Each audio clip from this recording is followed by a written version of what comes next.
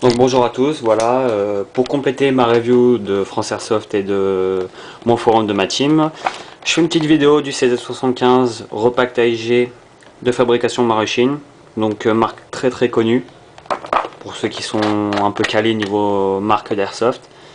Voilà la boîte, hein, vraiment très petite par rapport par exemple à une boîte de Colt 1911 WE, ou encore Kimber, mais encore des Article Marui. Voilà, donc pour faire différence, hein, vraiment très petite. Bref, c'était un petit hors-sujet. Désolé pour le cache. À l'ouverture. Donc comme je l'ai dit, précisé dans la review, nous avons le petit livret. Donc bilingue, anglais, français. Très explicatif. Hein. Faut pas avoir fait bac+5 pour comprendre l'utilisation. Voilà. On a le joujou. Donc à l'origine, quand il est dans le papier à bulles, dès qu'on l'ouvre, il est couvert de graisse, siliconé. Vraiment dégueu, si je puis dire. Donc voilà, on a le papier bulle, et en dessous, je vais essayer de le faire glisser. Voilà. En dessous, nous avons un petit paquet de douilles, donc 10 exactement. Pour ceux qui ont eu 9 ou 8, vous vous êtes fait arnaquer. Donc voilà, donc, désolé pour la qualité, voilà, elle revient toute seule. Donc alors, ensuite, j'ai acheté une boîte de 25 cartouches. Donc pareil, fabrication Maruchin, hein, évidemment, repackagé, 30 €. Alors voilà, je les ai toutes chargées en billes, qui est de la 0,25 Burstfire. Donc ça a été repacké par Cybergun, ça nous provient des États-Unis. J'ai été me renseigner un peu sur le net. C'est une marque qui vient des USA.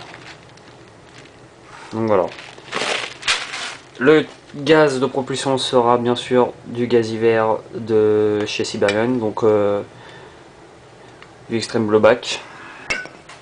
Il faut éviter de mettre du green ou du plus puissant que l'Extreme Blowback, car ça peut engendrer une casse de la culasse très rapidement, voire même des pièces internes.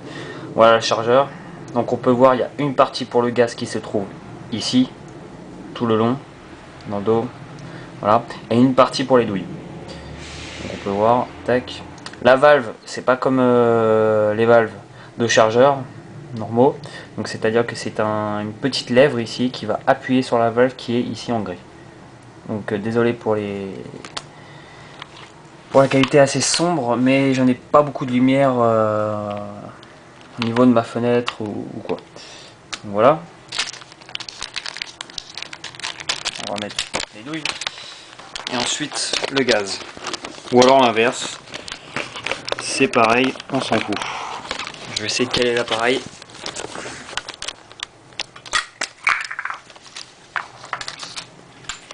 Valve ici avec joint d'étanchéité au chargement. Voilà, déjà rempli.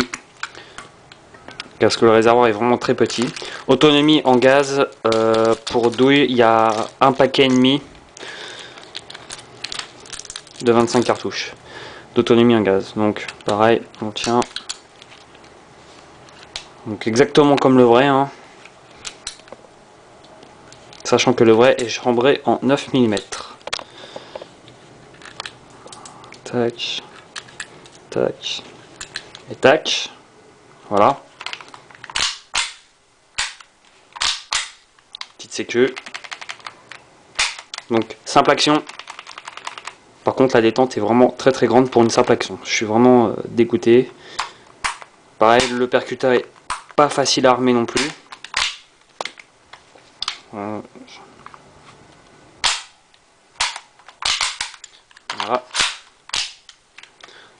Voilà ce que ça donne avec la douille. Donc voilà. Alors pour ceux qui me l'ont demandé, les douilles s'éjectent à environ 3-4 mètres de... Ouais, environ 3-4 mètres du joujou quoi. Donc on va faire un petit test, on va s'éloigner un peu.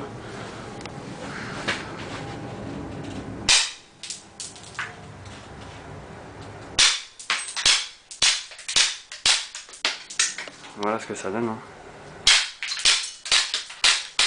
Donc voilà, des fois, alors si la rétourne ne se met pas correctement, c'est que des fois les billes sont assez coincées dans les douilles, et donc ça bloque un peu.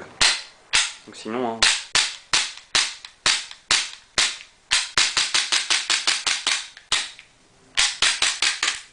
Donc voilà, là plus de gaz du tout. Donc recul assez impressionnant pour une culasse en plastique d'ailleurs, je suis vraiment étonné. Un bon petit kick, ça ressemble beaucoup au Glock Mark 8. Voilà, vraiment très impressionné, finition magnifique.